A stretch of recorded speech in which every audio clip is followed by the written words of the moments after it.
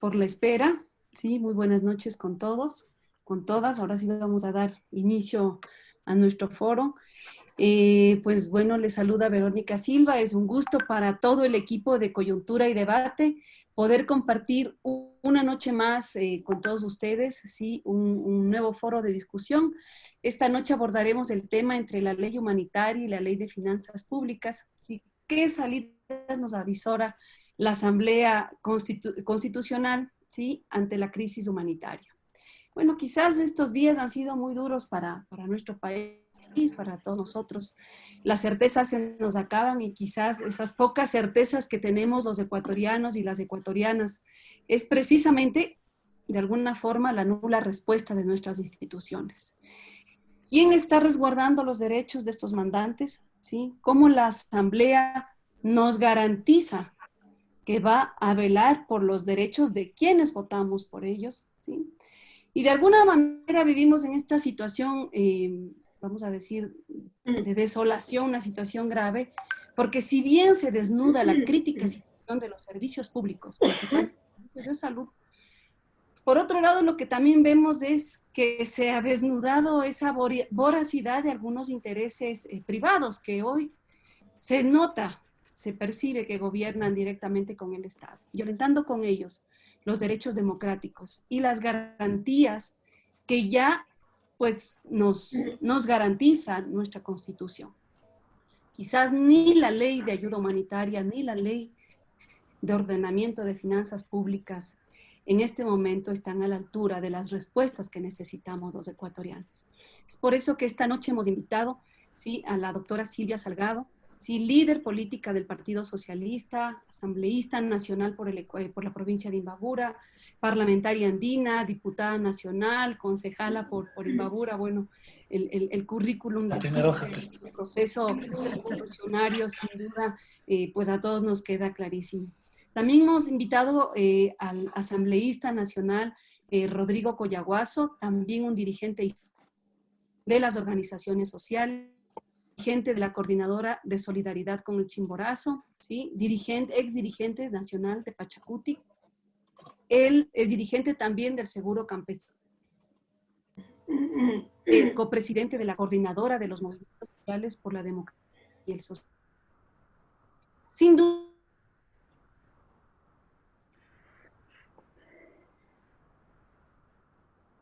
no solamente desde sus bancadas, sino sobre estas dos leyes importantísimas que van a marcar de alguna manera pues el futuro inmediato para nuestro país, y veamos pues qué nos avisora, cuáles son las salidas desde la Asamblea. Vamos a empezar con Silvia Salgado. Buenas noches, doctora, un gusto que esté nuevamente con nosotros. Gracias. Gracias, Verónica. Un saludo también a Rodrigo, que nos acompaña, y a quienes estamos compartiendo virtualmente este encuentro en el que más que exponer, en el que más que avisorar, o sea, el camino, las rutas a seguir después de la aprobación de estas dos leyes, quisiera más bien sentirme parte de este equipo de personas que, como se ha dicho acá, se analiza la coyuntura y se pone al debate, porque de eso creo que es el objetivo, mi estimada Verónica.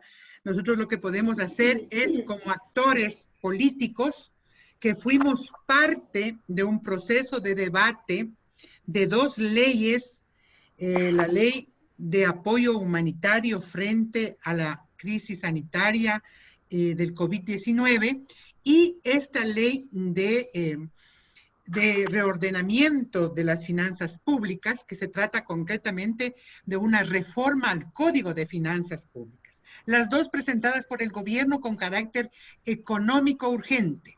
Por lo tanto, hay que advertir que teníamos un plazo de 30 días para poner al debate estas leyes. Y creo que la emergencia sanitaria muy particular aquí en nuestro país y en el mundo entero empezó a determinar una expectativa importante en la ciudadanía, en una situación de confinamiento, en una situación muy particular del país, especialmente de la provincia del Guayas y de la ciudad de Guayaquil, en donde la gestión de la crisis ha puesto y ha develado la situación no solamente de el cómo se gestionó esta crisis, sino cómo se encontraba el Sistema Nacional de Salud.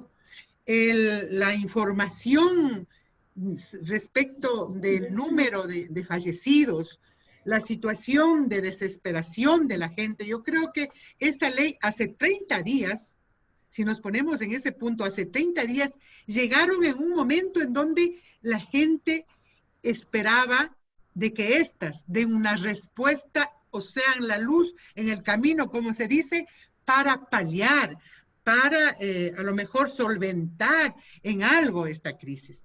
Sin embargo, eso no ha sucedido y en estas últimas horas, después de aprobada la ley, lo que tenemos es una mayor incertidumbre, una decepción social y además, diría yo, inclusive hay todos los indicios de que pudiera producirse una reacción social frente a la falta de respuestas, pero ante todo frente a las consecuencias que podría tener la aplicación de estas dos leyes que lejos están de ser una respuesta a los problemas y que por el contrario podríamos avisorar situaciones difíciles, especialmente para quienes en una relación de dependencia se produce una política de flexibilización laboral, de precarización, en donde los despidos, o sea, van a estar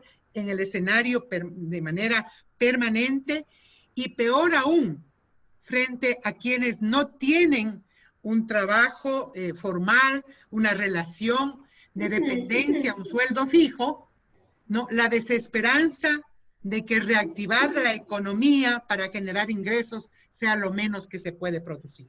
Por eso es que, mi estimada Verónica, yo lo que creo que es importante poner tres cosas como antecedentes. Primero, el de que ya se venía dando un desmantelamiento del Estado, especialmente en el Sistema Nacional de Salud. ¿Por qué no también especificarlo en el Sistema Nacional de Educación a través de los recortes presupuestarios? Recordemos que la Asamblea, a través de sus comisiones especializadas, observaron los presupuestos principalmente porque dejaban de cumplir la norma constitucional que es la garantía de estos derechos humanos, inclusive de la salud y la educación, cuando hubo recortes anteriores a la pandemia. Y el otro antecedente que me parece importante señalarlo es de alguna manera la confluencia política en algo que solamente la pandemia lo pudo hacer, y es el apoyo político puntual al gobierno al inicio de la pandemia para que no se pague la deuda externa, para que ésta sea suspendida temporalmente a efectos de movilizar recursos con prioridad para defender la vida. Y tercero, que me parece fundamental, es el hecho de que la ciudadanía, los ciudadanos, ante la presentación de estas leyes, no dejaron de demostrar la necesidad de una solidaridad nacional, ¿no? De una solidaridad nacional, y esto se expresó a través del inicio en el tratamiento de esta ley. Esos tres aspectos que me parecen fundamentales, o sea, al final, después de la aprobación de las leyes, realmente se pagó la deuda, se dejó de movilizar recursos para el Sistema Nacional de Salud. Las contribuciones humanitarias y solidarias que empezaron a hacer expresión simplemente se bajaron. Y lo otro que es lo más grave, no se priorizó la vida de los ciudadanos, y por el contrario, estas medidas fueron por demás, diría yo, aprovechadas, estas leyes, para beneficio o intereses de grupos. Yo, si es que es del caso, pudiera entrar a detallar lo fundamental de esta ley para que lo aseverado en esta introducción pueda inclusive identificarse, porque no se trata simplemente de discursos. Aquí se va a tratar ya, después de aprobadas las leyes, de una aplicación que va a tener consecuencias, que va a tener repercusiones. Y por eso hay que advertir de lo que ustedes han planteado. ¿Qué vamos a hacer después de la aprobación de estas leyes? ¿Qué se avisora como salidas a los problemas? No se ha solucionado el problema de la crisis sanitaria, no se ha solucionado la contención social frente a lo que produce la paralización de una economía, ¿no? Y es más, hemos entrado en una crisis ya de derechos humanos. Por lo tanto, esto no puede quedar únicamente en que se aprobó las leyes por una mayoría, ¿no? Simple, sino tiene que haber un acompañamiento de la sociedad, una comprensión del momento en que se vive, una propuesta, una exigibilidad en todos los ámbitos, en el ámbito jurídico, constitucional, en el ámbito de la presión social, de la movilización social, del empoderamiento respecto de reconocer que estamos frente a un Estado que no ha dado respuesta, un Estado quebrado, un Estado cuya economía está totalmente, una economía que no tiene y que no avisora salidas, un Estado que no tiene liderazgo, un Estado que ha dado las espaldas a la mayoría del pueblo, tomando decisiones en favor de un grupo, un Estado que no sabemos quién gobierna, un Estado que está sumido en la corrupción en medio de una situación humana difícil. Por lo tanto, los ciudadanos tenemos la obligación de reaccionar y resistir para que ese Estado quebrado, para que ese Estado fallido, ese Estado sin liderazgo, no nos lleve más allá de lo que ya estamos sintiendo. Tenemos que reaccionar y esa sociedad, yo creo, esos ciudadanos, las organizaciones, las causas que se han levantado en los últimos tiempos, tienen que hoy más que nunca tener una voz. Y una voz que haga incidencia, una voz, o sea, que asuma a la falta de ese liderazgo de un país y de una situación difícil como la que se vive aquí y en el mundo entero, asuma a propio riesgo y con una responsabilidad ciudadana, diría yo, el paliar esta crisis, pero al mismo tiempo de prepararnos para recuperar el Estado, para recuperar el país, inclusive para recuperar la economía. Muchísimas gracias, Silvia. Muy, muy claras tus propuestas. Y como dices, la responsabilidad quizás ahora también nos la están pasando a nosotros, ¿no? Y bueno, en un momento tan difícil de tomar decisiones, ya vimos cuáles son las decisiones que tomó la Asamblea. Sí, bueno, vamos a dar paso al asambleísta Rodrigo Coyaguazo. Buenas noches, Rodrigo. Estamos contigo. Gracias. Buenas noches. ¿Cuántos minutos tengo? ¿5, 10, 1? Sí, tienes alrededor de unos 10, 15 minutos, sí, para que puedas exponernos tus propuestas, tu balance de los aspectos positivos y negativos que valores de estas dos leyes, Rodrigo. Gracias. Bueno, gracias, mi estimada. Bueno, un saludo a todas y todos los presentes, un saludo especial a Silvia, con quien siempre hemos estado en la asamblea ahí peleando y luchando, a pesar de que las estructuras políticas a las que nos pertenecemos están exactamente en el lado opuesto en el que estamos nosotros. Y hemos hecho un buen trabajo con algunos otros asambleístas. Bueno, para este día me estoy preparando y tratando de ubicar qué es de estas dos leyes. Y lo que pude ubicar es ponerle como título La Mashara y la esencia. La Mashara es un término árabe que significaba bufón y que cuando ya migra al castellano, pues viene a significar la ficción o mentira que oculta la realidad. Entonces, esto es lo que en realidad está apareciendo en estos momentos con respecto a las leyes.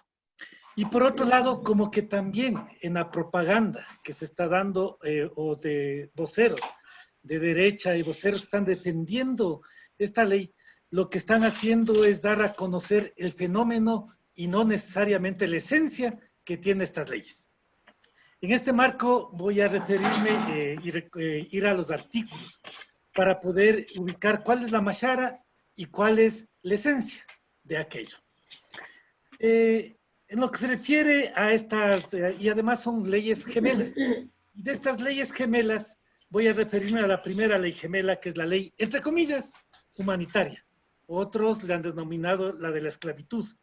Creo que es de la esclavitud de la humanidad, y más específicamente aquí en el Ecuador. ¿Cuál es la máscara? ¿Cuál es la mashara? Si ustedes van al capítulo 2 sobre las medidas para el bienestar social y de reactivación productiva, está bien, está correcto. Creo que nadie se va a oponer a aquello. Por ejemplo, en lo que tiene que ver a las pensiones educativas, es decir, que no pueden pagar, que luego se ponga un acuerdo y se pague luego. Correcto, no estamos de acuerdo todos. Sobre la suspensión temporal del desahucio en materia de inquilinato.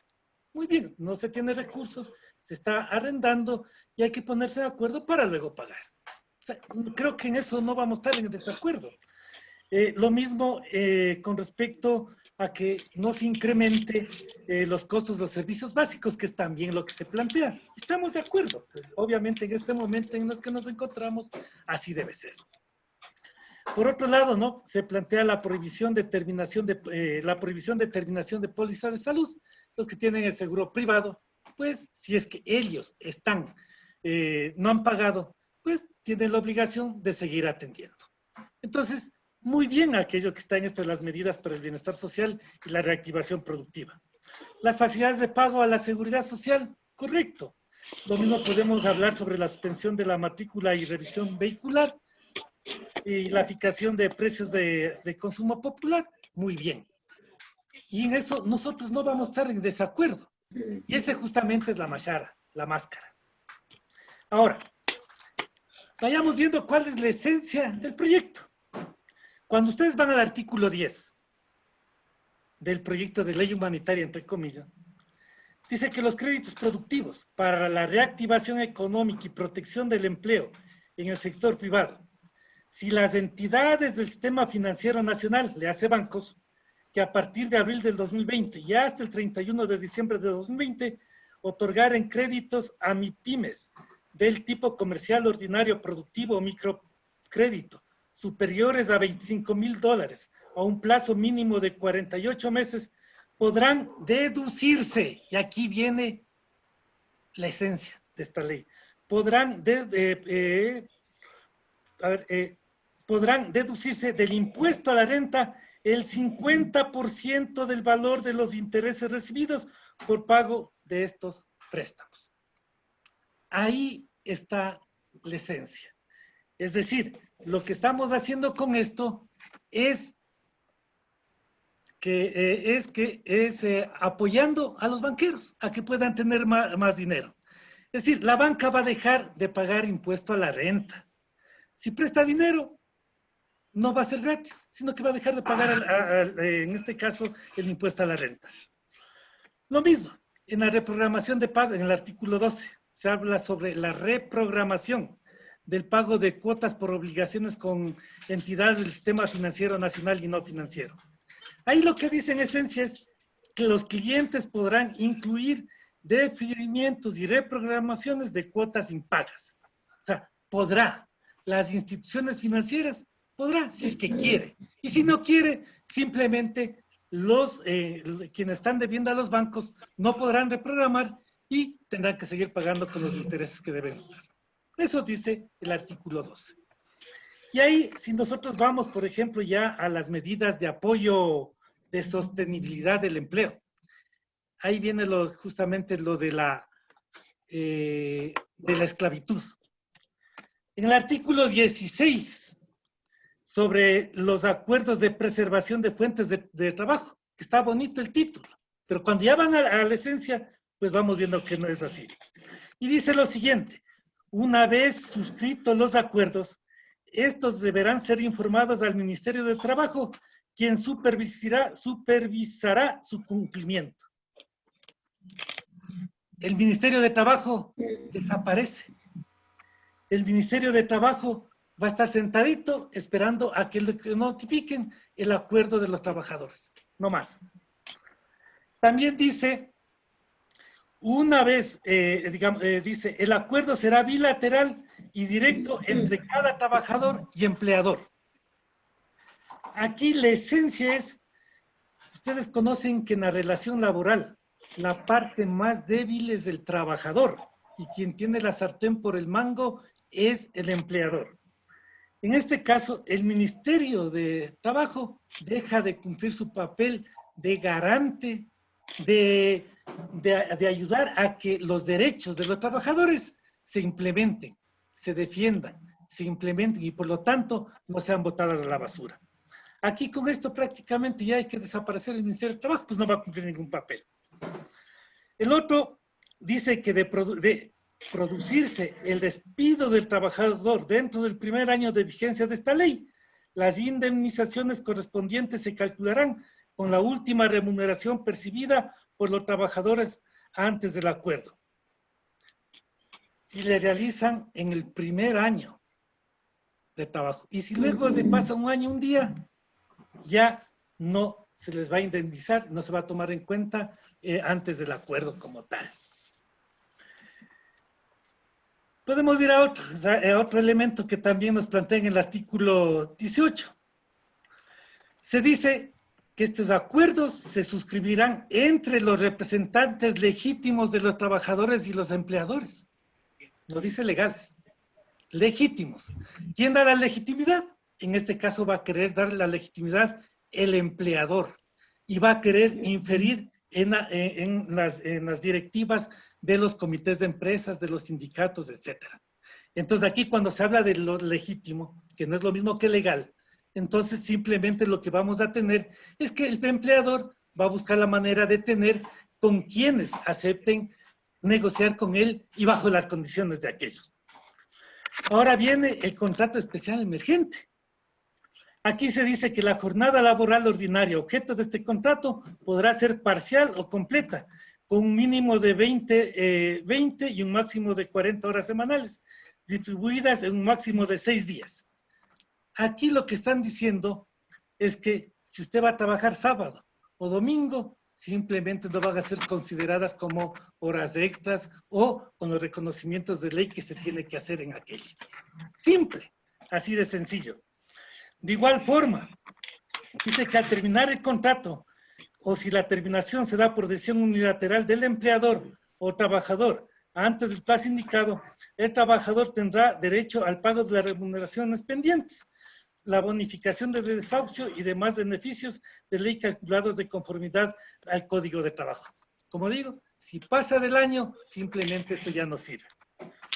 Y lo que se dice, si finalizado el plazo acordado se continúa con la relación laboral, el contrato se considerará como indefinido con los efectos legales del mismo. ¿Qué pasa? Si se reduce hasta un 55% el salario y por lo tanto va a cobrar 200, haciendo cuenta del salario mínimo unificado, de $400. Si baja hasta el 55 sería $220. Si llega, ¿no es cierto?, el tiempo determinado y dice, bueno, pues ustedes continúen con los 220 de largo. Entonces, prácticamente con esto, los compañeros y compañeras que tienen una relación laboral, lo que tendrán es conformarse con esos sueldos. ¿Qué es lo que estoy dando a conocer en estos aspectos? Uno, que primero el empleador va a tener igual trabajo y él va a dar menos remuneración y se va a entregar menos dinero al IES. Segundo, el trabajador no va a tener el suficiente dinero para poder suplir en algo o respaldarse en algo para su alimentación, para su vivienda y para todo lo demás. Por lo tanto, lo que se está haciendo con este proyecto de ley, entre comillas, humanitario, es acabar, por un lado, hacer que el empleador tenga más dinero, se enriquezca más, el trabajador tenga menos recursos económicos, estén menos protegidos, y por otro lado también quitar recursos a la seguridad social y por lo tanto, pues, que también a la postre la seguridad social caiga. Y en ese marco también está la otra ley, la Ley de Ordenamiento de las Finanzas Públicas. ¿Cuáles son las salidas? Desde la Asamblea, pocas. Hay que seguir cuestionando, hay que seguir denunciando. Hay que hacerlo de los estudiantes de las universidades que se movilizaron y dijeron, miren, si nos movilizamos para que nos devuelvan el recorte presupuestario. Hay que hacer lo que los trabajadores ahora están movilizándose en las calles. ¿Para qué? Para decir que no se está de acuerdo con esta ley humanitaria y la ley del ordenamiento de las finanzas. Y un segundo elemento que es importante, que entre todos, ciudadanía, movimientos sociales, sectores políticos de izquierda, podamos ir teniendo un marco de unidad amplia para ir enfrentando en estos momentos, pero para irnos proyectando también con miras al 2020. Muchísimas gracias, Rodrigo. Como vemos, quizás pues el escenario también para la Asamblea se torna complicado, ¿no? Los viejos amigos del gobierno como que también le han dejado solos. Vamos a dar paso a nuestro colega Marcelo Paredes, quien está con nosotros. Él también es miembro del espacio Coyuntura y Debate, quien nos va a ayudar un poquito a moderar las preguntas que ya tenemos del público. Si alguien está interesado pues, en hacer preguntas, si nos escriben al chat. Bienvenido, Marcelo. Buenas noches.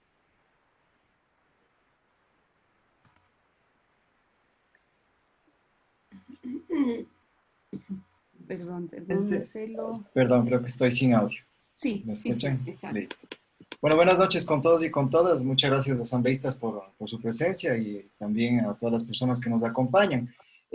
Como han evidenciado, estamos efectivamente ante una crisis bastante compleja. De alguna manera parece que o da la sensación de que varias de las propuestas en estas dos leyes tienen que ver mucho más con una doctrina que viene dada desde el mismo gobierno. Y en este sentido me parece que uno de los puntos de coincidencia entre las dos leyes tiene que ver con la reducción de la brecha fiscal. Es una de las principales preocupaciones que ha tenido el ministro de Finanzas. Y parece que a partir de ahí se empiezan a hilar acciones que no tienen que ver con los objetivos de las mismas leyes. Y me permito solamente leer de manera muy breve la exposición de motivos de la ley humanitaria. El punto número 1 de la exposición de motivos plantea un régimen de medidas solidarias y de bienestar dirigidas a las personas que están con mayor estado de vulnerabilidad o afectación por la pandemia. El número 2 plantea sostener las fuentes y plazas de trabajo garantizando los derechos de los trabajadores. Y en adelante se habla que pese a que el gobierno ha tomado varias medidas de orden fiscal y económica para combatir la crisis, no han sido suficientes para reducir el gasto corriente del Estado y enfrentar el impacto de la crisis económica. Y aquí la primera contradicción, incluso en las propuestas o en la propuesta de la ley. Es decir, si es que se quiere combatir la crisis económica, tanto en lo sanitario como en lo económico, lo último que se pensaría como Estado es precisamente reducir la posibilidad del Estado en términos financieros de dar respuestas a esta crisis. Entonces, en este sentido, me parece que se dan algunos efectos críticos. Evidentemente, toda la problemática que se da con trabajadores y trabajadoras va a ser una reducción en el consumo interno. Digamos, toda la clase trabajadora también consume, compra pan, compra leche, bienes de primera necesidad, y esto va a tener un efecto negativo sobre el proceso productivo del país. En este sentido, creo que esa es una de las dimensiones, la económica y la laboral. Hay otra política. De cajón, ustedes ya nos han dicho, y el asambleísta al finalizar nos había indicado que es un poco difícil la capacidad de reacción desde la asamblea. De todos modos, hay que volverse a preguntar qué rol asumen el resto de instituciones del Estado ante este proceso que se está dando. Y en tercer lugar, el ámbito social, me parece que ha habido una respuesta, pero también es muy difícil toda vez que tenemos un decreto ejecutivo que parecería fue perfectamente pensado, donde se restringe la posibilidad de organización y de movilización. Entonces, de alguna manera, como ciudadanos nos vemos ante una encrucijada. En este sentido, las preguntas más bien irían hacia los asambleístas en ver opciones reales, digamos, en términos de dar una respuesta a esta crisis, ¿no?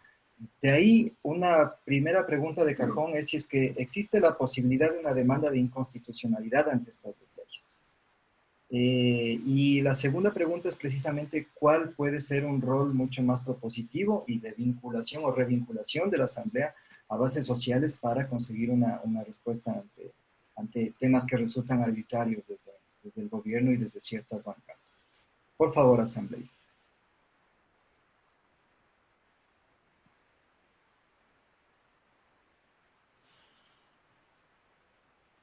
Pero si nos ayudas dando... Gracias. Yo quería coincidir con Marcelo. Está. Las contradicciones son muchas, no solamente en la exposición de motivos. Recordemos que en la exposición de motivos se hablaba de las contribuciones que le permitía al Estado tener recursos para cumplir un poco estas obligaciones frente a la pandemia. Se hablaba de la creación de un fondo de solidaridad. Se creaba una cuenta especial de asistencia humanitaria. Se hablaba de que 1.400 millones que podrían recaudarse de estas contribuciones podrían generar inclusive una ampliación del bono humanitario y de la contención social a través de kits alimentarios. Hablaba de un régimen temporal para prevenir un poco estos casos de quiebra y hablaban de las reformas para sostener las fuentes de trabajo a partir de la sostenibilidad empresarial. Todo esto con un tuit, el mismo día que se aprobaba la ley, se eliminó. Es decir, ya no eran las contribuciones que se discutían, eran desde 500, 720, ¿no? Inclusive se llegó a plantear que sea la base 2.500 y se logró revertir de alguna manera en las contribuciones humanitarias bajo el principio de que quienes más tengan, más aporten, de la corresponsabilidad, que estábamos todos de acuerdo, porque hay que tener conciencia del momento y de las dificultades que se viven.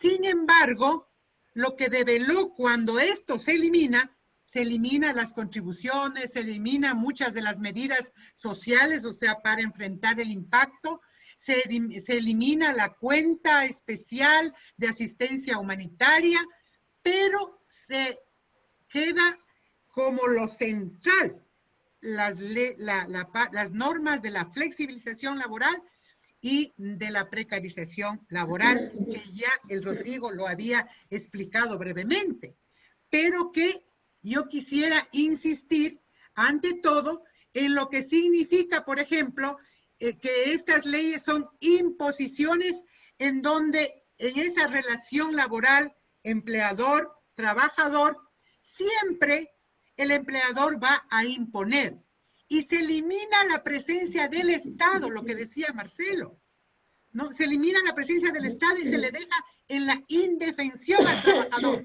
Frente al empleador, el trabajador, el que va a pedir trabajo, no tiene las posibilidades de poner las condiciones. Por lo tanto, acá se le deja en una indefensión total. Es más, frente a un artículo como el artículo 17 que habla sobre las sanciones frente al incumplimiento del acuerdo entre las partes. Imagínese que inclusive cuando el trabajador diga ya no quiero seguir trabajando con usted, señor empleador, le sancionan al trabajador que ya no quiere seguir en la relación contractual.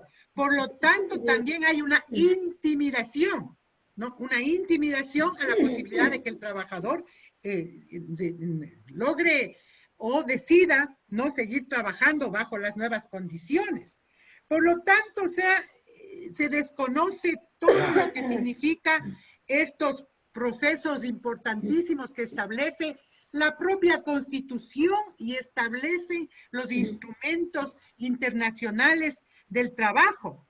Recordemos que lo que plantea la OIT, ¿no?, ya pasa a ser parte de la normativa nacional. Por lo tanto, ante cualquier demanda, ya tenemos que incluir las observaciones de la OIT, de los tratados internacionales y de los derechos laborales que tiene la Constitución. Entonces, necesitamos advertir que violar, que al aprobar estas leyes se está violando derechos laborales establecidos en la Constitución, se está violando los derechos establecidos por instrumentos internacionales. Por lo tanto, la vía está expedita para hacer una demanda de inconstitucionalidad ante la Corte. ¿Quién lo puede hacer esta demanda? Esta demanda lo pueden hacer todas las personas, todos los ciudadanos. También las organizaciones de manera colectiva. ¿A quién tenemos que demandar? Tenemos que demandar en primera instancia a la propia asamblea, mucho ojo, en este caso al representante, porque es de ahí en donde los contenidos son atentatorios a los derechos laborales y a los derechos de los ciudadanos. Por lo tanto, podría ser al presidente de la República, porque está en sus manos el corregir estas presuntas violaciones a los derechos laborales y a los derechos sociales, a los derechos económicos. Y en el caso de que acepte y mande desde el Ejecutivo a promulgarse en el registro oficial, al menos yo sostengo, y eso le da la propia ley, los demandados puede ser la propia Asamblea y también el presidente de la República. Pero puede haber estas demandas en donde desde ya se tiene que formar colectivos jurídicos especializados, constitucionalistas, para dar cuenta de una demanda sostenida en derechos. Los propios trabajadores que den cuenta, sea fehaciente, de cómo la aplicación de esta ley afecta a sus intereses y a sus derechos humanos. Entonces, mire usted, ese es una gran parte de las cosas que se puede hacer. La asamblea, yo sí creo que puede hacer. Los asambleístas, le invito a Rodrigo, a muchos otros compañeros, los que votamos en contra de estas leyes, ojalá podamos todos, en unidad de acto y de acción, pedir un amicus curiae, es decir, ser parte del proceso y defender con argumentos la demanda de inconstitucionalidad. Pero esto tiene que estar necesariamente acompañado con una presión social, que hay que buscar formas creativas, alternativas, o sea, para poder tener resultados y tener un impacto. Lastimosamente, hay también falta de confianza en los organismos del Estado y por eso es que todo esto tiene que articularse a efectos de revertir estas leyes. Mire, el tema de las finanzas públicas, de esta ley llamada de las finanzas públicas, no tiene absolutamente nada que ver con respuestas frente a la crisis y frente a la pandemia. Recordemos que esta propuesta ya fue en octubre pasado desechado por la Asamblea y lo que trata es achicar el Estado a toda costa. Lo que trata es quitarle al Estado la posibilidad de ser garante en los derechos de la salud, en los derechos de la educación, de la seguridad, en esas políticas de Estado que tienen que estar financiadas frente a cualquier tipo de riesgo. Entonces, realmente estas leyes no tienen nada que ver con una situación humanitaria ni con la pandemia. Se trata de consolidar un modelo económico que está fuera de la Constitución, fuera inclusive de los principios de la Constitución cuando establece un modelo económico solidario, democrático, participativo. O sea, este modelo económico que consolida a través de las reformas de las finanzas públicas y atenta contra la autonomía de las universidades, de los GATS, de la seguridad social. Realmente nos vamos a ver afectados por todo lado. Los que no bajo en relación de dependencia porque va a crecer la pobreza y las posibilidades de empleo van a ser mínimas y además van a ser esclavizantes, como decía Rodrigo. ¿sí? Y en el caso, o sea, de los que tienen, de los que tienen relación de dependencia, van a tener que sujetarse a estas situaciones, en donde realmente reducir el salario básico, no dice la ley que se rebaja al 50%, pero cuando establece la posibilidad de reducir la jornada y reducir la remuneración, equivale realmente a que el salario básico que se tiene en este momento vigente ya no será $400, será $200. La jornada laboral, o sea que es de 40 horas semanales, ahora se flexibiliza y puede ser de 20 horas. Por lo tanto, mire, en esas circunstancias, o sea, la afectación a la seguridad social, porque los aportes van a bajar en la misma proporción. Es decir, también se pone en riesgo las pensiones jubilares, la inversión de los fondos de la jubilación en el petróleo, por ejemplo, también se ven afectados por la baja del petróleo.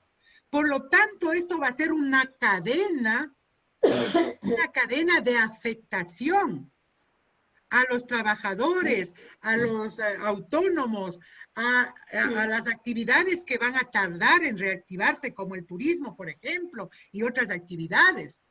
Y finalmente, quienes van a ser beneficiados son un grupo de grandes empresarios, de los grandes bancos de este país, que han sido identificados como que hay que preservar la salud económica del sistema financiero bancario, y que no hay que pedirles que bajen un solo punto en las tasas de interés. Las tasas de interés, o sea, quedarán a la voluntad de la Asociación de Bancos de que se pongan de acuerdo. Y en esas circunstancias yo creo que la reacción va primero en la Asamblea por seguir adelante con un juicio político al ministro de Finanzas, quien es el proponente de estas leyes, el responsable de administrar el presupuesto inclusive, y que ha sido el responsable de los recortes, tanto para la salud, no de ahora, se decía desde hace los años anteriores y también en plena pandemia, ¿no? De los recortes para la educación y obviamente de los recortes al resto de ministerios y de financiación de la política pública a todo nivel. Entonces, el juicio político y la destitución de este funcionario por incumplimiento de sus funciones y por faltar a la Constitución, yo creo que es una de las medidas pendientes de la Asamblea Nacional, como lo otro, también participar de esta demanda de inconstitucionalidad de las leyes. Esto nos corresponde como una forma de resistir, diría yo, a que esto no pase porque estamos en confinamiento. Se trata de un aprovechamiento inclusive de las situaciones de dificultad de la gente, del temor al contagio. Es decir, desde todo punto que se lo vea, se trataría para mí, de una situación que está por fuera de todo lo que signifique solidaridad, humanidad, respeto a la Constitución, respeto a los derechos humanos. Por eso sostengo que no solamente es crisis sanitaria, sino crisis social, porque va a incrementar la pobreza, los despidos, y también es una crisis económica y una crisis de derechos humanos. Si no, nos remitamos a todas las acciones defensoriales que ha hecho la Defensoría del Pueblo. Frente a todas las decisiones que se han tomado en esta crisis sanitaria, los derechos humanos han estado totalmente conculcados. Yo creo que la sabiduría, yo creo que la creatividad, especialmente de los jóvenes, de estas nuevas generaciones que han liderado estas causas nuevas, va a ser posible de que hagamos fuerza y resistamos frente a esta arremetida en donde definitivamente quien gobierna son los grupos de poder. Porque recordemos por qué se eliminan las contribuciones. Cuando se plantea una contribución de las empresas que ganan más de 2,5 millones, cuando se plantea una contribución a las sociedades registradas en paraísos fiscales, cuando se plantea el cobro de deudas en firme al servicio, del servicio de rentas de 500 empresas. Cuando planteamos eso, ahí se retiran las contribuciones. Ahí ya no es necesario los 1.400 millones para la contención social, que fue a decir el ministro de Inclusión que necesitaba para financiar el incremento del registro social. Se olvidaron de todo lo social y privilegiaron realmente lo que interesaba a un grupo.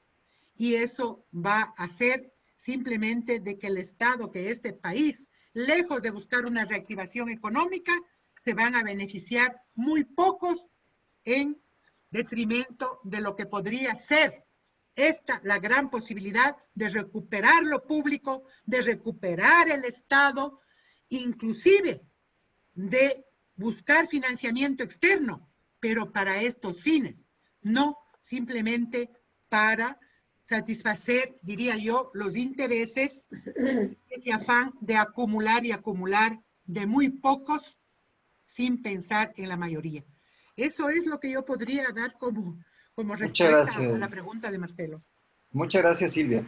Para dar posibilidad a la respuesta a preguntas de las personas que nos acompañen, Raúl y Javier nos hacen unas preguntas sobre la capacidad de respuesta política que tienen la Asamblea en este caso y las organizaciones.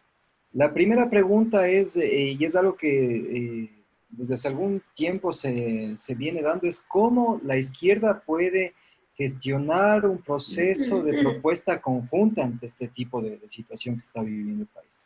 Es decir, se entiende que las distintas tiendas políticas no llegan a una armonía, digamos, con relación a la posibilidad de generar una propuesta concreta, y eso se nota, eso es evidente. Y por otro lado, también Javier nos dice, bueno, ¿cómo los asambleístas pueden también responder a la base política y social a la cual pertenecen? Es decir, quizás se siente de alguna manera esta falta, digamos, de vínculo con las bases sociales respecto a las distintas tiendas, sobre todo de aquellas que han bregado por los derechos sociales durante algún tiempo, ¿no?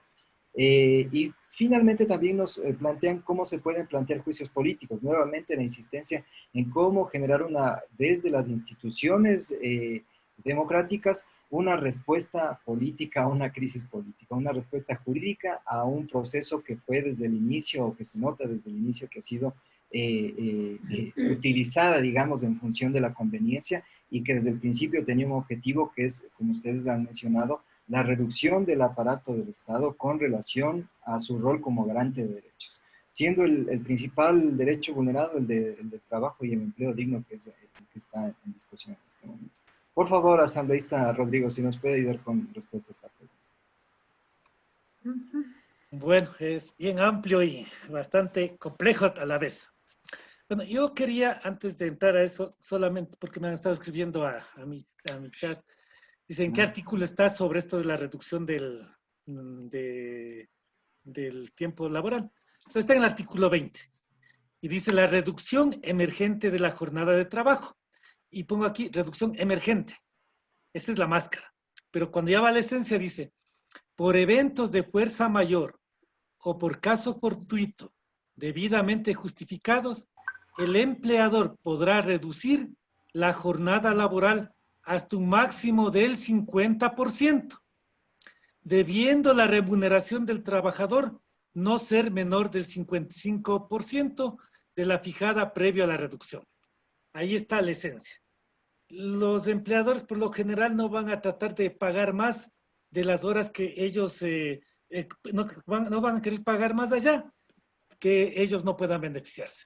Entonces ahí hacen los numeritos, son 220, ¿no?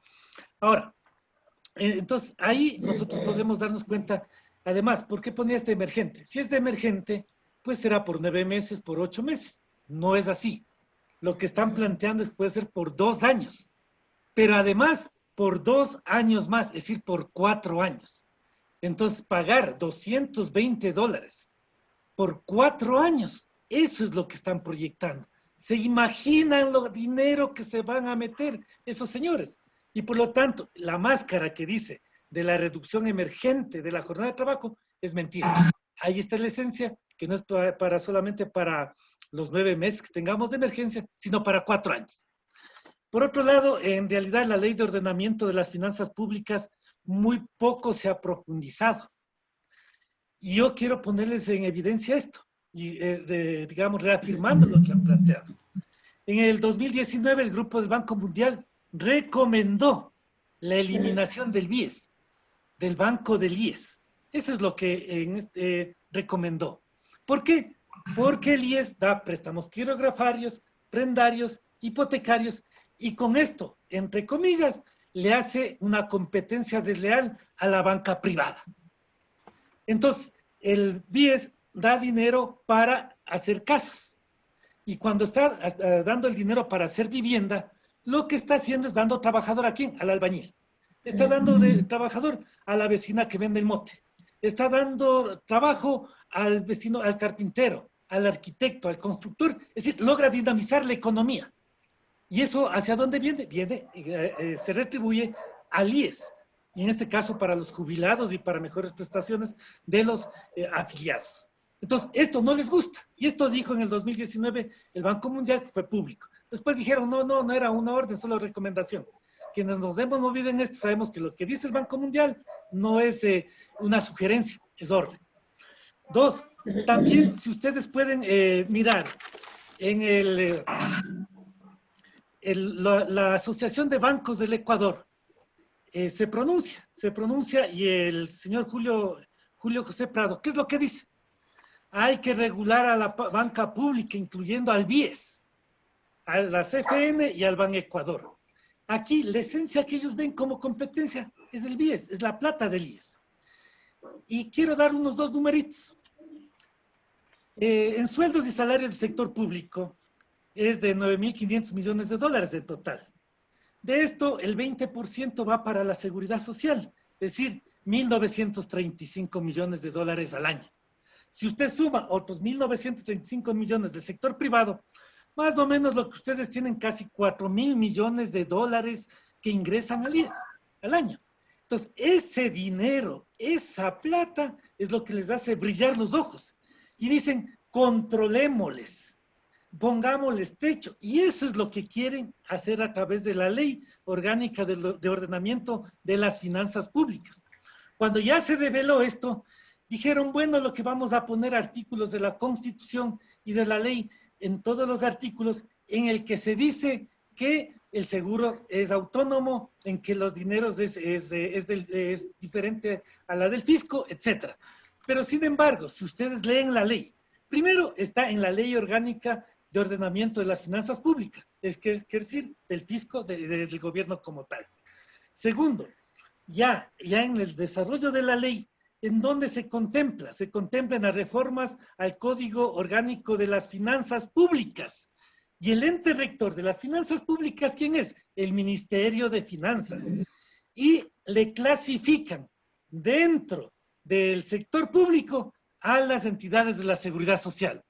Y dijeron, no, ahora le vamos a hacer, en vez de que sea el número 1, que se refiere a las entidades estatales, a las otras sobre la cuestión de las empresas públicas, y pongámosle un 3 sobre las entidades de seguridad social. Sin embargo, sigue estando en la clasificación del sector público. Y por lo tanto, mañana o pasado, el Ministerio de Finanzas, que es el ente rector de las finanzas públicas, va a decir, miren, no es conveniente que se incremente la jubilación de aquellos que ya están jubilados en el Seguro Social Campesino. Si desde el IES se dice, es importante que se construya nuevos hospitales, el Ministerio de Finanzas dice no. Y si dicen, hagamos más dispensarios de seguro campesino, simplemente van a decir que no. Y por otro lado, si es que tienen un déficit fiscal y no tienen dinero de dónde sacar, lo que van a hacer es coger dinero del IES y trasladarle a cubrir ese hueco fiscal. Dicen, no, es que ahí están diciendo que no. Falso, porque está ubicado como entidades, ¿no es cierto?, en este caso, de la función pública. Entonces, estos son los peligros que pueden haber. Y por esto, pues, tratando de contestar con esos peligros que hay, contestando lo que me decían. La primera desde la Asamblea, todo lo que se pueda hacer. proponer juicios políticos, pero si tienes una mayoría que ya van a votar, capaz que no pasa ni de la Comisión de Fiscalización, pero hay que hacerlo, hay que intentar. Dos, hay que hacer ejes de denuncia muy fuertes desde todos los asambleístas que no han votado, digamos que no han votado a favor de estas leyes. Tercero, los nexos permanentes que hay que tener y que tenemos con las organizaciones. Yo más tengo mi relación con las organizaciones campesinas, el seguro campesino, el sector agropecuario, y ahí vamos trabajando, vamos haciendo. Y un tercero, que es fundamental. La derecha, esto dicen, ¿cómo vamos a poder remachar? ¿Cómo vamos a poder garantizar que esto continúe? Ellos tienen clarita la película. En momentos de contradicción, cuando se va en contra de la banca, ellos se unen y dicen, el uno dice, no quiero impuestos, el otro que yo quiero fomentar el trabajo, y finalmente no aportan para, en este caso, para la crisis que estamos pasando en este momento. Entonces, lo mismo va a pasar en el 2021. La derecha, para reafirmar todo esto que están haciendo, simplemente se van a unir, van a poner candidatos y van a ganar. Entonces, es necesario que la izquierda, y que en estos momentos es una izquierda débil, hay que también ser autocríticos.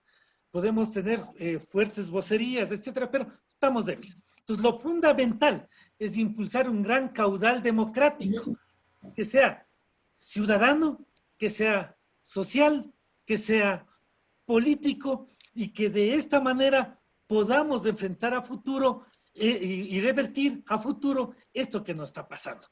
Y por otro lado, y con esto finalizo, aquí, ¿quiénes están detrás de la máscara? ¿Quiénes están beneficiando? Los mercaderes. Y cuando hablo de los mercaderes, estoy hablando de los banqueros, de esos chulqueros. Ahí tienen nombres. Ahí está el mismo señor Lazo, ahí está el mismo señor Egas, ahí está el señor Pachano que representa a Produbanco, etcétera. Ahí les tiene, clarita la película. Ahí tienen ustedes, cuando hablo de mercaderes, estoy hablando de los grandes empresarios, pues, no empresarios, sino empresarios, que lo único que quieren es sacar el dinero del trabajo de los ecuatorianos, enriquecerse y sacar ese dinero fuera del Ecuador. Hay más de 35.000 millones de dólares en paraísos fiscales. Entre esos está el señor Nebot, entre esos está el mismo señor Lazo y muchos de la banca ecuatoriana. Cuando hablo de los mercaderes, estamos hablando de esos grandes importadores, estamos hablando de esos grandes exportadores, que en definitiva todos ellos también ganan plata y sacan el dinero hacia afuera. Entonces aquí hay que ubicar claramente quiénes son los beneficiarios de esta ley. Son esos 4 o 5 grupos económicos que hay en el país, y en esa perspectiva hay que impulsar un gran caudal democrático que permita nosotros poder ser gobierno, poder hacia futuro. Y tomando en cuenta, pues, los nuevos aportes desde la ciudadanía, desde los jóvenes. Los jóvenes han salido, no ha importado el problema de la pandemia, han salido. Y creo que esos ejemplos vamos a seguir todos. Muchas gracias, asambleísta. Estimada Silvia, si nos puede igual dar su réplica sobre esta última pregunta. A ver, no descuidemos en mirar, en tener siempre en la perspectiva de lo que son las vocerías que han expresado posiciones y posiciones a propósito de estas dos leyes, por ejemplo. ¿O acaso no hemos identificado a grupos de poder económico haciendo vocería en los medios de comunicación, defendiendo, ¿no es cierto?, como organizaciones gremiales, o sea, sus causas, ¿no? Sus causas. Y además, hemos visto que esos gremios que han defendido la causa del sistema bancario privado, ¿sí?, o del sector de los grandes exportadores, ¿sí?, ellos también tienen su expresión política. Y en la asamblea se han visto reflejada esa expresión política. Entonces, no hay que tener temor alguno en dar también una salida política al problema de la crisis sanitaria, de la crisis económica, de la crisis social, de la crisis de derechos. Entonces, si no lo damos una salida política y si no damos un tratamiento político a esto, estaremos simplemente diciendo que somos de izquierda, que somos los más claros, que somos los defensores de los derechos. Cada cual por su lado, en una dispersión irresponsable. Por lo tanto, yo sí creo, o sea, con los nombres que se quiera dar, ¿no? Con los nombres que se quiera dar. Yo pienso que es momento de construir una gran alianza, un gran frente, un gran, diría yo, espacio de encuentro democrático que provoque justamente la confluencia de todos los sectores en la diversidad que tenemos y que somos. Somos diversos. Y no tengamos el menor problema en reconocer esa diversidad en nuestro origen político, a lo mejor en nuestras estructuras, a lo mejor en nuestras divergencias, pero eso es justamente lo que hará posible ese caudal democrático que nos decía el Rodrigo, en respetar inclusive esa diversidad, pero en algo tenemos que confluir. Y yo escuchaba y discutíamos en otros espacios, y tenemos ya un principal elemento de unidad o de confluencia, que es precisamente lo que ha sido y hemos mencionado durante toda la noche. La defensa de la Constitución, por ejemplo. La defensa de la Constitución, porque en el caso de esta crisis sanitaria mundial, los ecuatorianos tenemos una ventaja, que tenemos una Constitución garantista en derechos y que podemos reclamar educación gratuita, que podemos reclamar salud como derecho humano, que podemos reclamar y que podemos demandar al Estado que cumpla con su rol y que podemos demandar ante la Corte, porque los instrumentos internacionales de derechos humanos son parte de nuestra Constitución, mire usted, ¿sí? Entonces que podemos hablar y demandar el Estado plurinacional de derechos, de justicia, que podemos demandar la construcción de un modelo económico más solidario, más justo.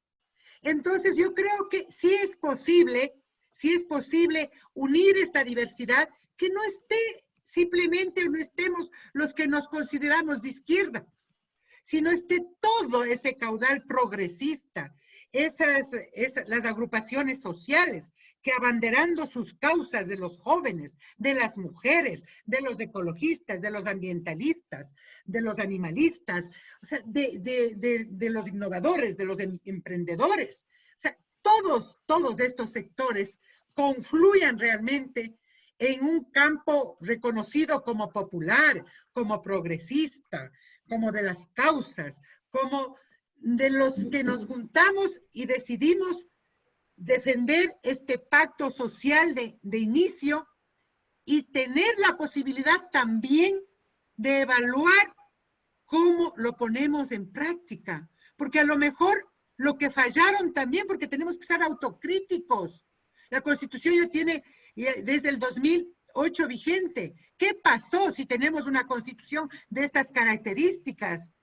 Entonces hay que evaluar que la aplicación y el desarrollo de esa Constitución bien puede repensarse en las leyes, ¿no? Entonces tenemos muchas alternativas y de ahí necesariamente tener vocación de poder, porque si nos aglutinamos y le damos una salida política a esto, tenemos que pensar en una salida política electoral, en donde los jóvenes de estas nuevas generaciones sean los que lideren, con voces frescas, con propuestas frescas, y todos estemos ahí confluyendo en esa especie de la minga de recuperar este país y de replantear, o sea, un modelo que inclusive con la propia Constitución del 2008, sin pandemia, pero ahora con pandemia, nos lleve a plantearnos, por ejemplo, el tema de cómo miraríamos un empresariado en el país, porque el empresariado de por sí o ante sí o per se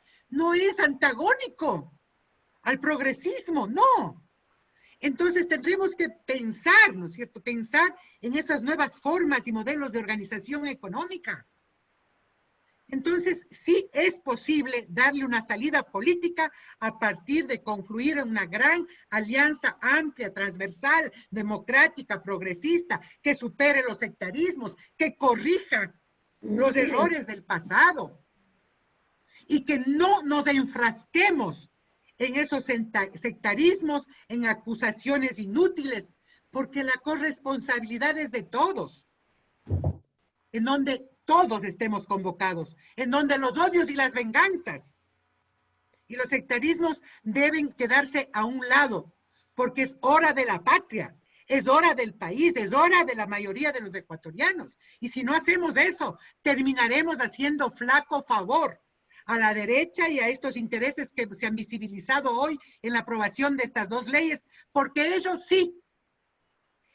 sí discrepan en torno a sus intereses que son simplemente del momento, pero que tendrán la capacidad de unirse para combatir justamente a un país de derechos, de justicia plurinacional, donde los campesinos, donde los pequeños productores, donde las mujeres, los niños, los jóvenes, tengamos un país de bienestar. Entonces yo sí creo que hay que empezar a hablar eso, pero de inicio hay que empezar uniéndonos para enfrentar esta agresiva arremetida neoliberal del gobierno y también de las oligarquías que confluyen en sus intereses en estas dos leyes. Eso me parece fundamental decirlo e iniciar haciéndolo. Muchas gracias, asambleísta. En aras del tiempo destinado para este espacio, procedemos con el cierre. Se quedan en el tintero algunas preguntas como cuáles son las posibilidades que tiene la clase trabajadora y los gremios de trabajadores para reforzar su capacidad de negociación ante este, digamos, entre paréntesis, salida legal que da la ley humanitaria de negociación entre pares, que sabemos que de hecho no es así, y cómo dar respuesta a la protección de derechos de trabajadores. También quedan como preguntas globales, cómo construir una propuesta amplia y de convergencia. Me parece muy claro que en función de lo que mencionaba usted, Silvia, y de algunas de las preguntas de los asistentes, la idea es superar un poco visiones ideológicas y doctrinarias, que de hecho es lo que está pasando por parte de la mano del ministro de Finanzas. Está haciendo una aplicación, si se quiere, sesgada de lo que plantea el Fondo Monetario Internacional, sin considerar los factores que son importantes para tomar el tipo de decisiones que se están tomando. De alguna manera se puede concluir que la crisis es una crisis política, es una crisis donde el Estado está en vilo, está en entredicho. Aún en las sociedades más liberales, siempre el Estado tiene un rol de regulación de las relaciones entre aquellos que son los dueños del capital, del dinero y la clase trabajadora, las personas que consumen a diario, que son las que generan la masa de trabajo, la masa laboral, y esto lastimosamente el gobierno no lo está considerando. En este sentido, algunas de las preguntas tienen que ver también con el rol del resto de instituciones democráticas, es decir, el Ejecutivo es solamente uno de los poderes, el Legislativo en este caso ha entrado en escena, pero tenemos una Corte Constitucional, tenemos una Defensoría del Pueblo, todo el segmento de control social y participación, y la pregunta es, ¿dónde están? ¿Cuál es su postura? ¿Cuál es la respuesta ante esta crisis que no es solamente entre el Ejecutivo y el Legislativo, sino que es una crisis de país? Efectivamente hay estas tres dimensiones de la crisis, una que es política y que ya le hemos dicho, una que es económica y que se va a dar básicamente si es que digamos, la clase trabajadora no está en la posibilidad de consumir, la economía no se va a reactivar. Es así de simple, digamos, es un orden lógico. Entonces, creo que queda como una gran lección, si se quiere, generar procesos de organización o de movilización, donde hay que ser muy creativos. Como mencionaba Rodrigo, sobre pretexto de la crisis sanitaria, igual los jóvenes se han movilizado. Creo que una nueva clase política y nuevas ideas son muy importantes que superen efectivamente una visión sesgada de carácter ideológico. Con esto, más bien, doy paso a Verónica para que nos ayude con el cierre. De mi parte, agradecer a los asambleístas nuevamente por haber aceptado la invitación y a todos los asistentes a este espacio. Saludos para todos. Muchísimas gracias, Marcelo. Nuevamente, gracias a Silvia, de verdad un gusto tenerte con nosotros, Silvia, querido Rodrigo, muchísimas gracias. Creo que ese dicho de que el mal del Ecuador es tener malos políticos, pues de verdad queda de lado cuando uno escucha representantes del pueblo, gente que realmente muestra el sentir popular y también muestra ese rechazo al que nos estamos enfrentando, ¿no? Y para cerrar, quizás la propuesta que nos hace Silvia, que también a la que nos llama Rodrigo, de esta necesidad urgente de crear un frente, ¿no es cierto? Un frente amplio, una red de organizaciones sociales que defiendan la vida y que luchemos para que el Estado nos garantice, primero, la atención universal de salud pública, ¿sí? Que nos garantice, pues, la soberanía alimentaria que tanto hemos pedido y que vemos que en estas situaciones de crisis son tan urgentes, ¿sí? Que la adopción de medidas económicas urgentes, ¿sí? Para garantizar el sostenimiento de las familias ecuatorianas sea la prioridad del Estado, la preservación del empleo, como bien nos decía Silvia y Rodrigo. ¿Sí? ¿Quiénes van a salvar el aparato productivo? Pues no son realmente los trabajadores. De alguna manera, esta unidad de los ciudadanos, esta organización desde las bases, pues tomando en cuenta los distintos grupos sociales y políticos que tenemos, haciendo un llamado también a las comunidades pues, universitarias, a los distintos grupos que tiene el Ecuador, pensemos, como bien dicen nuestros asambleístas, pues en el país, ¿sí? Dejando de lado esas diferencias que han hecho de la izquierda en estos últimos tiempos una imposibilidad para gobernar. Yo les agradezco nuevamente a todos los que nos acompañan aquí, no sin antes pues volverles a invitar el próximo lunes a las 7 de la noche. Estaremos aquí en Coyuntura y Debate con un nuevo tema, discutiremos el tema de las universidades y cuáles son el futuro de la educación pública, ¿sí? Y pues no quisiéramos irnos sin la esperanza de lo que ya nos decía Silvia, ¿no? Esta posibilidad de la unidad de las distintas fuerzas sociales. Creo que después de las crisis siempre se abren las puertas para salidas humanitarias y yo creo que esta crisis nos hace ese llamamiento a todos. Muchas gracias nuevamente a todas las presentes, Silvia, Rodrigo, Marcelo, muchas gracias y hasta el próximo lunes nos vemos. Gracias. Hasta luego. Gracias. Gracias a todos. Pasen bien. Gracias. Saludos, gracias. Rodrigo, asómate. Chao. Gracias, Vero. Gracias, Marcelo. Un abrazo, chao. Saludos. Gracias.